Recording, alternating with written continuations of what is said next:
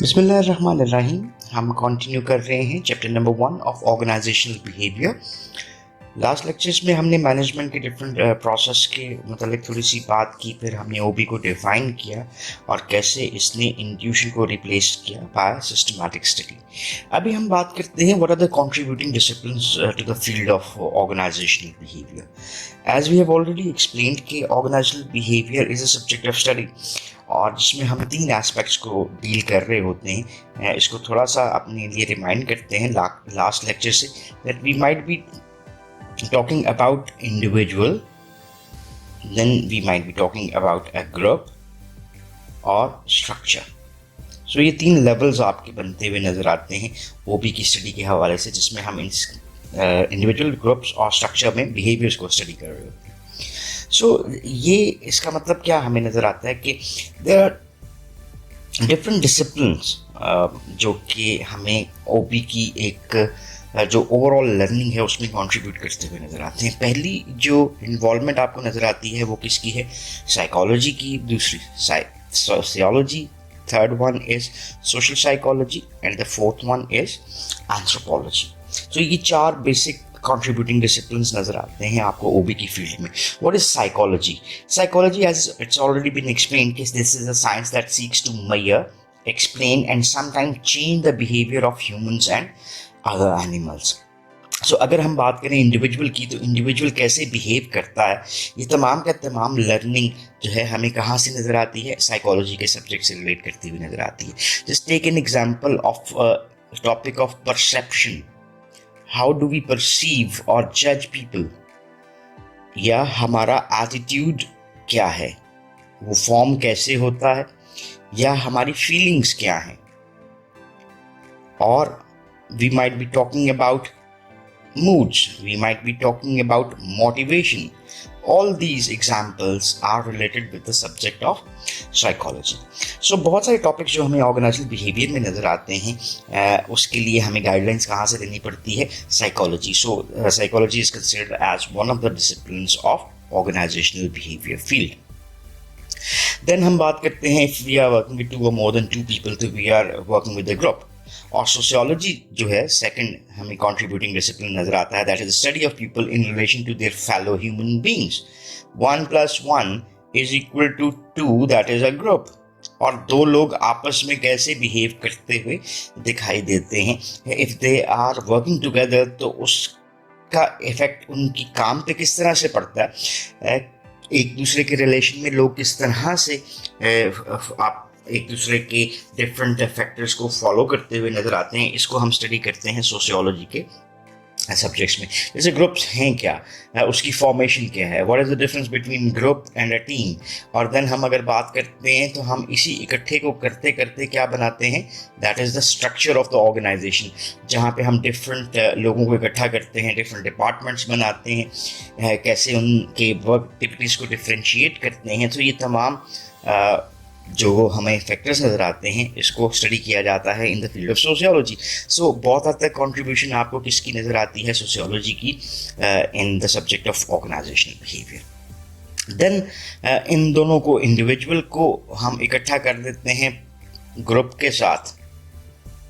सो क्या एक इंडिविजुअल का बिहेवियर वही रहता है जो कि वो इंडिविजुअल होते हुए शो कर रहा है, and whenever he is involve in a group तो फिर उसकी डिफरेंट फैक्टर्स डिफर कर जाते हैं।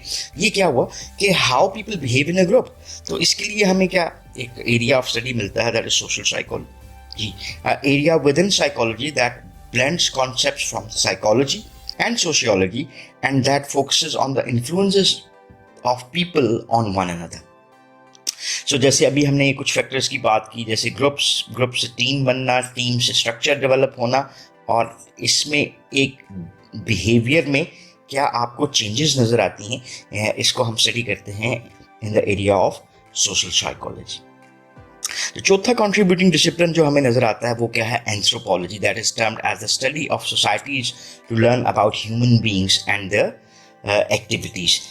बेसिकली एंथ्रोपोलॉजी एक ऐसा डिसिप्लिन है जो कि सोसाइटी की स्टडी के लिए यूज किया जाता है कि जो ह्यूमन बीइंग्स हैं वो अपनी एक्टिविटीज़ को किस तरह से चेंज करते हैं, मॉडिफाई करते हैं if they are gathered in a society.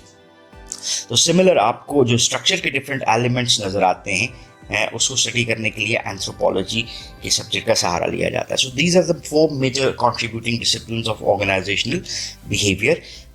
जो नए एडिशंस आपको नजर आते हैं वहां पे आपको इसकी इन्वॉल्वमेंट कम नजर आती है. That is the 5th contributing discipline. बल्कि अब अगर हम नए एडिशन पे बिल्कुल जाते हैं तो पॉलिटिकल साइंस को वहाँ से हटा दिया गया है. बेसिकली अगर हम बात करते हैं यहाँ पर भी आपको इसका जिक्र नज़र आ जाएगा और पॉलिटिकल साइंस में भी हम बात करते हैं पावर की, हम बात करते हैं कॉन्फ्लिक्ट की, देन हम बात करते हैं निगोसिएशंस की. तो ये सारे एंथ्रोपोलॉजी के फैक्टर्स भी नज़र आते हैं और देन हमें contributing disciplines political science भी नजर आता है. That is the study of the behavior of individuals and groups within a political environment. जब organizations में हम काम कर रहे होते हैं तो वहाँ पे हमें देखना पड़ता है किसको, resources को. तो resources हमारे लिए स्कार्स भी होते हैं और इसमें आपको फ्रिक्शन भी नज़र आती है कि मुझे ये चीज़ मिल जाए, दूसरे को मिलती है, मिले नहीं मिलती ना मिले. ये कौन से फैक्टर्स हैं जहाँ पे आपको पॉलिटिकल बिहेवियर इन्वॉल्व नजर आता है. Those who perform well in those political behaviours वो शायद ज़्यादा रिसोर्सेज गेन कर सकते हैं. सो जब हम पावर पॉलिटिक्स के जो डिफरेंट सब्जेक्ट्स हैं उसको स्टडी कर रहे होते हैं तो बुनियादी कंट्रीब्यूशन आपको पॉलिटिकल साइंस के एरिया से मिल रही होती है. So if you talk about literature, उसमें हम 5 डिसिप्लिन्स की भी बात करते हैं या फिर हम इन 4 मेजर डिसिप्लिन्स को भी देखते हैं. सो वट एवर टेक्स्ट जिसको आप कंसिडर करना चाहते हैं आप उसको अपनी लर्निंग के एस्पेक्ट में ले सकते हैं. सो अभी के लिए बात करते हैं फर्दर कि what are the different absolutes in OB. देखिए फॉर इंस्टेंस हम अगर बात करें तो हमारे बिहेवियर्स क्यों चेंज होते हैं. देयर आर सर्टेन रीजंस कि हम इंटरनल फैक्टर्स की वजह से चेंज हो रहा हूँ और बाज़ औक़ात हमें एक्सटर्नल इन्फ्लुएंसेस देखने पड़ते हैं. उसी कॉन्टेक्स्ट में हम बात करने जा रहे हैं कॉन्टीजेंसी वेरिएबल्स की. सबसे पहले बात कर लेते हैं इस वेरिएबल की. वेरिएबल किसको कहते हैं? Anything which changes it's value, changes it's value. ये क्या कहलाता है जी? ये वेरिएबल कहलाता है. इसके साथ एक कंडीशन लगा लेते हैं, दैट इज कि जो भी वेरिएबल्स हमारे पास आते हैं वो लाजम, जैसे हमने कहा इट्स चेंजेस वैल्यू, तो चेंज को मेजरेबल हमें बनाना पड़ता है तभी वो वेरिएबल कहलाता है. Otherwise it will be called a concept. So ये जो कॉन्टीजेंसी किसको कहते हैं? हम according to the happening, according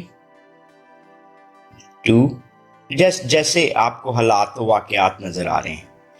ठीक है. सो कॉन्टीजेंसी वेरिएबल्स हमारे ऑर्गेनाइजेशनल बिहेवियर में सिचुएशनल फैक्टर्स के तौर पे भी जाने जाते हैं. These are considered as the variables that moderate the relationship between 2 or more other variables and improve the correlation. इसको थोड़ा सा हमें साइंटिफिकली समझने की ज़रूरत है. वेरिएबल को तो हमने समझ लिया. हमारे पास 2 किस्म के वेरिएबल्स अलग आते हैं रिलेशनशिप में, इंडिपेंडेंट वेरिएबल और डिपेंडेंट वेरिएबल. सो इंडिपेंडेंट वेरिएबल वो होता है जो कि किसी पे डिपेंड नहीं कर रहा होता बल्कि किसी और पे असर ले कर रहा होता है. डिपेंडेंट वो होता है जो किसी और पे असर नहीं कर रहा लेकिन किसी और से असर ले रहा है. जैसे फॉर इंस्टेंस अगर मैं यहाँ पर एक मॉडल आपके लिए बनाता हूँ, that is A and B. तो ए क्या है? यहाँ पर इंडिपेंडेंट वेरिएबल है और ए का असर किस पे जा रहा है? बी पे. तो बी क्या हो गया? Dependent variable. ये जो हमारा एरो है इसकी हमें टेल नज़र आती है और ये हमें इसका हेड नज़र आता है. और हम जब अगर मॉडल की सूरत में देखें, तस्वीर की सूरत में, तो वहाँ पर जिस बी बॉक्स की तरफ एरो जा रहा है वो डिपेंडेंट वेरिएबल को अमूमन शो कर रहा होता है और जहाँ से ये बॉक्स में से इसकी टेल स्टार्ट होती है वो इसको इंडिपेंडेंट वेरिएबल को शो कर रही होती है. सो अब हम ये देखते हैं कि सिचुएशनल फैक्टर्स क्या हैं. उसने कहा कि ये मॉडरेटर्स होते हैं. मॉडरेटर किसको कहते हैं? इसको हम समझ सकते हैं by understanding a moderating variable. यानी ये वेरिएबल ऐसा वेरिएबल है जो कि किस में मौजूद होता है? सिचुएशन में. और फर्ज करें ये मैं दोबारा आपके लिए मॉडल बनाता हूँ ए का और बी का. तो ए इंडिपेंडेंट आ गया, बी डिपेंडेंट आ गया. ये इसके रिलेशनशिप पे इफेक्ट कर रहा है, यानी ए सी वेरिएबल इस रिलेशनशिप के ऊपर इफेक्ट कर रहा है. जैसे फर्ज करते हैं अगर ए को मैं टीचिंग कह लेता हूं और बी जो है वो आपकी लर्निंग है. तो अगर कल्चर अच्छा है तो कल्चर की वजह से टीचिंग और लर्निंग का रिलेशनशिप क्या हो जाएगा, मजबूत भी हो सकता है और दूसरी तरफ कमजोर भी हो सकता है। तो इस सारी सिचुएशन में सी एक मॉडरेटर है जो क्या कर रहा है, मॉडरेट कर रहा है रिलेशनशिप को दो दूसरे वेरिएबल्स में, और इन दोनों के ताल्लुक को या वो मजबूत कर रहा है या वो कमजोर कर रहा है। सो आपको नजर आता है कि जैसे फॉर इंस्टेंस मैं कहता हूँ हमें नजर आता है रिवॉर्ड की वजह से परफॉर्मेंस बेहतर होती नजर आती है, लेकिन एक मॉडरेटर नजर आता है जो कहता है कि कोई फायदा नहीं, ठीक है, काम करने का कुछ भी नहीं कल को मिलना। सो मैं डिमोरलाइज हो जाता हूं और उतना अच्छा रिवॉर्ड के बावजूद भी काम नहीं कर पाता। तो यहाँ पर एक इंडिविजुअल का एटीट्यूड जो कि सिचुएशन से बाहर था वो हमारे लिए एक मॉडरेटर बन रहा है। सो ये moderating variables situational factors different situations में आपको डिफरेंट नजर आते हैं। So we have to understand कि जब हम ऑर्गेनाइजेशनल बिहेवियर में इंडिविजुअल, ग्रुप और स्ट्रक्चर की बात कर रहे हैं तो there are certain different moderators को हमें फेस करना पड़ता है। इस लेक्चर के हवाले से आखिरी जो हमारा एस्पेक्ट नज़र आता है वो है challenges and opportunities of OB या challenges and opportunities for organisational behaviour. So इसमें कुछ मेजर चीज़ों के ऊपर बात करते हैं। पहला फैक्टर जो कि चैलेंज या अपॉर्चुनिटी के तौर पे लिया जा सकता है वो है रिस्पॉन्डिंग टू ग्लोबलाइजेशन। इसमें कुछ चीज़ों को अंडरस्टैंड करना हमारे लिए ज़रूरी है। पहली चीज़ आ जाती है दैट इज़ ग्लोबलाइजेशन है क्या। ग्लोबलाइजेशन हम कहते हैं that is the breaking of boundaries, breaking down of boundaries is called as globalisation. जहां पे हम इंटरनेशनल बॉर्डर्स को खत्म करते हुए नजर आ रहे हैं, ये दो एस्पेक्ट में हमें नजर आता है। हमें ग्लोबलाइजेशन नजर आती है प्रोडक्शन में और ग्लोबलाइजेशन ऑफ मार्केट्स नजर आती है। पहले मार्केट्स को देख लेते हैं। Just take example of Amazon, ठीक है।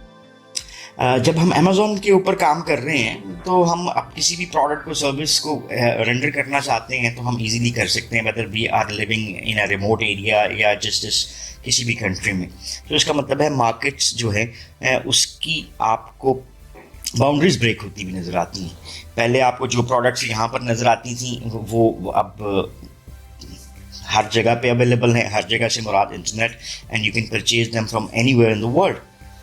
देन हमें नज़र आता है ग्लोबलाइजेशन ऑफ प्रोडक्शन। इसमें हम बोइंग की एग्जांपल ले लेते हैं। बोइंग एक तैयारा है जो कि ऑलमोस्ट 76 कंट्रीज़ में इसके पार्ट्स बनते हैं, एक कंट्री में इसको असेंबल किया जाता है। सो प्रोडक्शन के हवाले से, एक प्रोडक्ट की प्रोडक्शन के हवाले से आपको वर्ल्ड वाइड प्रोडक्शन नज़र आती है। अब बात आती है रिस्पॉन्डिंग टू ग्लोबलाइजेशन की। ऑर्गेनाइजेशनल बिहेवियर आज पहले से चेंज है। उसकी रीज़न क्या है कि अब ऑर्गेनाइजेशंस बदल गई हैं क्योंकि हम ग्लोबलाइज इन्वायरमेंट में काम कर रहे हैं। डिफरेंट फैक्टर्स जिसके हवाले से हम बात कर सकते हैं कि आपको क्या नज़र आता है, इंक्रीज्ड फॉरेन असाइनमेंट्स। आज कंपनीज जो सी हैं लोकल से नेशनल, नेशनल से मल्टी नेशनल्स बनती हुई नज़र आ रही हैं और उनको फॉरेन कंट्रीज़ में काम करने की बहुत ज़्यादा ज़रूरत है। जस्ट एक एग्जाम्पल, हम एक रीजन की बात करते हैं that is termed as Sialkot. तो सियालकोट पूरी दुनिया को स्पोर्ट्स की गुड्स दे रहा है, पूरी दुनिया को आपकी फार्मास्यूटिकल्स की गुड्स जिनसी हैं, स्पेसिफिकली सर्जिकल आइटम्स दे रहा है। सो एक छोटे से एरिया में काम करते हुए आपको अपनी मार्केट ग्रैब करने के लिए इंटरनेशनली काम करना पड़ता है। So more foreign assignments require more cultures to be understood, more behaviours to be understood in different environments. So ये देखें ना, यही बात यहाँ पर working with people from different cultures के हवाले से आ गई। Coping with anti capitalism backlash, आपको कैपिटलिस्ट सोसाइटीज़ नज़र आती हैं, वहाँ पे आपको सिस्टम्स और प्रोसेसेस और कल्चर्स चेंज होते हुए नज़र आते हैं, उसको फेस करना है। And then overseeing movements of jobs to countries with low cost labour. Example हम ले लेते हैं नोकिया की, कि नोकिया ने अपने तमाम ऑपरेशंस को शिफ्ट किया कहाँ पर, towards China for better production services. बहुत सारी इंडस्ट्रीज़ जो हैं वो पाकिस्तान से निकल के बांग्लादेश की तरफ चली गई क्योंकि वहाँ पे कॉस्ट ऑफ प्रोडक्शन निस्बतन कम थी, ठीक है। सो ये आपको क्या नज़र आता है कि जो हम अगर ग्लोबलाइजेशन के मुताबिक अपने आप को मॉडिफाई नहीं करेंगे, we might not be existing in the market. So challenges भी हैं और ये अपॉर्चुनिटी भी है ऑर्गेनाइजेशनल बिहेवियर के कि हम इसको कैसे कोप कर सकते हैं। देन हमें नज़र आता है दूसरा फैक्टर जिसको हम बात करते हैं, मैनेजिंग वर्कफोर्स डाइवर्सिटी। डाइवर्सिटी के ऊपर हमारा पूरा चैप्टर भी मौजूद है।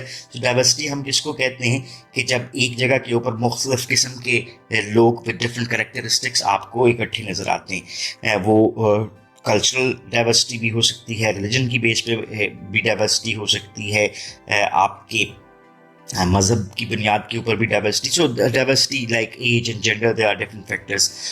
सो आज आपको मोर डाइवर्स वर्क फोर्स नज़र आती है और उसको मैनेज करना भी ज़्यादा आपको चैलेंजिंग नज़र आता है। जैसे at times it is the requirement of different organisations कि वो एक्टिवली डाइवर्सिटी को अपनी ऑर्गेनाइजेशन में लाना चाहते हैं and they appreciate it. So embracing diversity will bring up certain different challenges for the managers.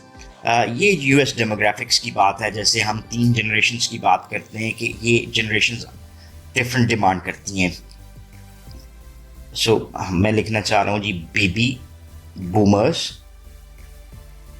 Then generation X and generation Y. So ये 3 different generations हैं। यूएस डेमोग्राफिक्स आज आपको चेंज होते हुए नज़र आते हैं। जैसे वर्क फोर्स जो है which work considered as achievers, वो आपको बढ़ापे में नज़र आ रहे हैं and getting out of the market. और जो मिडिल एज लोग थे वो आपको ज़्यादा पावर में नज़र आ रहे हैं। यंग एडल्ट्स हैं, उनकी needs demands of the different products and commodities आपको चेंज होती हुई नज़र आ रही है। उनके वर्क बिहेवियर्स फ़र्क हैं, उनके cultures to work within an organisation different आपको नज़र आते हैं। सो मैनेजर जब काम कर रहा है डाइवर्सिटी में तो उसकी इम्प्लीकेशंस क्या हैं उसके लिए, जैसे recognising and responding to differences. So आज अगर हम डाइवर्सिटी को अंडरस्टैंड नहीं करते और उसको एब्जॉर्ब नहीं करते तो we might not be considered as a good organisation globally. So this is also considered as a challenge. Then आता है जी थर्ड फैक्टर हमारा, that is improving quality and productivity. हमें अगर थोड़ा सा बैकग्राउंड में जाए ना तो हमें नज़र आता है कि 1920s और इसके अवाइल में हमें एक प्रोडक्शन कॉन्सेप्ट नज़र आता था। प्रोडक्शन कॉन्सेप्ट से मुराद कि जो हम बनाते थे वो बिक जाता था। रीज़न क्या थी कि demand was greater than supply. फिर लोगों ने प्रोडक्ट के ऊपर तवज्जो देनी शुरू कर दी कि हम वो खरीदेंगे जो कि हमें ज़्यादा फ़ायदा देगा। That was termed as product concept. और उसमें हमें प्रोडक्शन के हवाले से, प्रोडक्टिविटी के हवाले से तवज्जो देनी पड़ी किसके ऊपर, प्रोडक्ट और उसके कॉन्सेप्ट्स पे। देन सेलिंग कॉन्सेप्ट आ गया, देन मार्केटिंग कॉन्सेप्ट आ गया। इसका मतलब है कि आज हमें वो बनाना है जो हम बेच सकते हैं और वो किसके मुताबिक होना चाहिए, जो कस्टमर की नीड्स के मुताबिक होना चाहिए। सो उसमें क्वालिटी के इश्यूज भी आपको नजर आते हैं। How to manage the system, how to manage and bring quality in our products and services, in our different functions like production process हमारा बेहतर होना चाहिए। It requires also what, process reengineering. Process reengineering, दोबारा engineer, कि हम ये देखते हैं कि कोई भी सिस्टम प्रोसेस को हम अपने अंदाज में बेहतर करना चाहें तो हम उसको ब्रेक डाउन करें और फिर उसको रीस्ट्रक्चर करके देखें कि हो सकता है कि ये हमारी कॉस्ट को सेव कर दे या हमारी क्वालिटी को बेहतर कर सके। फोर्थ हमारा जो फैक्टर नज़र आता है, that is responding to the labour shortage. आज आपको क्या नज़र आता है कि डिफरेंट स्किल्ड लेबर है, उसमें आपको शॉर्टेज नज़र आती है। इसके रीजंस आपको क्या नज़र आता है, changing work force, demographics. Demographics किसको कहते हैं, study of human population in terms of gender, age, education etcetera. So आपको वर्क फोर्स डेमोग्राफिक्स में आज पहले की निस्बत चेंजेस नज़र आती हैं। स्किल्ड लेबर आपको निस्बतन कम नज़र आती है। हर एक बंदा जो है वो MBA करना चाह रहा है, वो हर इंजीनियर बनना चाह रहा है। खैर चलो, इंजीनियर तो बहुत स्किल्ड लेबर की तरफ चला गया, लेकिन आपको एजुकेशन डायनामिक्स आपको चेंज नज़र आते हैं। हमारे पास स्किल्ड लेबर निस्बतन पहले से कम नज़र आती है। ये इंटरनेशनल स्टडीज़ बताती हैं। Early retirements and older workers, जैसे हमने अभी बेबी बूमर्स, जनरेशन एक्स और वाई को हल्का सा स्टडी किया, आप इसको बेशक सर्च करके डीप स्टडी भी देखिएगा कि जो लॉट ऑफ वर्कर्स जो हैं जो कि हाईली स्किल्ड थे वो रिटायर हो रहे हैं और देन उसको रिप्लेस करने के लिए हमारे पास कम लोग हैं। So older workers are there, early retirements होती हुई आपको नज़र आ रही हैं। How to deal with, how to respond to the labour shortage is a challenge for the organizational behavior. Then improving customer service. आज जो survival of the fittest है, अगर हम कस्टमर सर्विस को बेहतर नहीं करेंगे तो हमारे लिए एग्जिस्ट करना ज़्यादा मुश्किल होता हुआ दिखाई देता है. So increased expectation of the service quality is one thing जो कि ऑर्गेनाइजेशन के लिए एक चैलेंज होता है कि हम अपनी सर्विस को बेहतर से बेहतर कर सकें. Then customer responsive culture. आज आपको अगर हम सेलुलर इंडस्ट्री के ऊपर ले जाएं तो कौन सी सर्विस आपको बेहतर नज़र आती है? पीटीसीएल की बात करते हो तो यार पीटीसीएल ये कंप्लेंट ही नहीं सुनते, ये ठीक ही नहीं करते, भाड़ में जाए. हम क्या करते हैं, विंगल की तरफ चले जाते हैं या हम जोंग की जो डिवाइस है वो परचेज कर लेते हैं. So you have got more options if customer service is not there. या अगर आप सर्विस सेक्टर में जाना चाहते हैं तो बैंक अगर अच्छी सर्विस देता है तो आप उसके साथ काम करेंगे, otherwise you will move to another bank.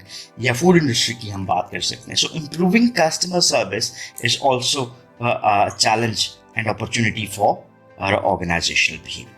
तो यहाँ तक हम क्लोज करते हैं. इस लेक्चर में हमने बुनियादी तौर पे बात की कि contributing disciplines to the field of OB क्या है, जिसमें psychology, sociology, social psychology, anthropology और पॉलिटिकल साइंस के ऊपर बात की, कॉन्टीजेंसी वेरिएबल को समझा और then challenges and opportunities for organisational behaviour, इसको अंडरस्टैंड करने की कोशिश की. So that's all about this lecture. If you still have any questions और क्वेरीज अबाउट दिस, तो you can ask in the comment section or we will definitely have to answer. So thank you very much for watching this video. Have a nice time. Allah Hafiz.